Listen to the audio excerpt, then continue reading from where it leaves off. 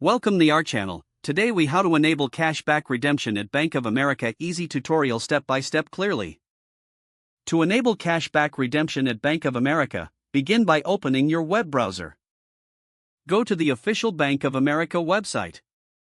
Log into your online banking account using your username and password. If you don't have an account, you will need to create one first. Once logged in, locate the rewards section on the home page. Click on the rewards link to access your rewards dashboard. Look for the option labeled Cashback Redemption or similar. Select that option to proceed with the setup.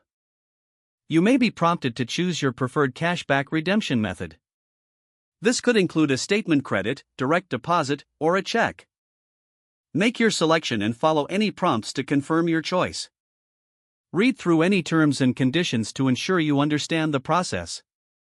After confirming, your cashback redemption will be activated. You will receive a notification confirming the successful setup.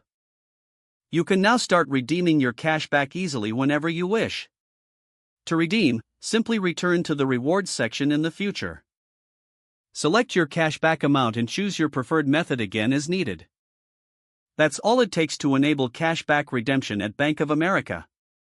If the page does not load, refresh the browser or try again in a private or incognito window. Make sure you are using the correct email address, then retype it carefully to avoid small typos. If your password is not accepted, use the reset option and create a new strong password you can remember. Check your spam folder for verification or security emails, then complete any requested confirmation steps. Enable two-factor authentication if available to improve account security and reduce unauthorized access risk. After signing in, review your profile details so your contact information and settings are accurate and current.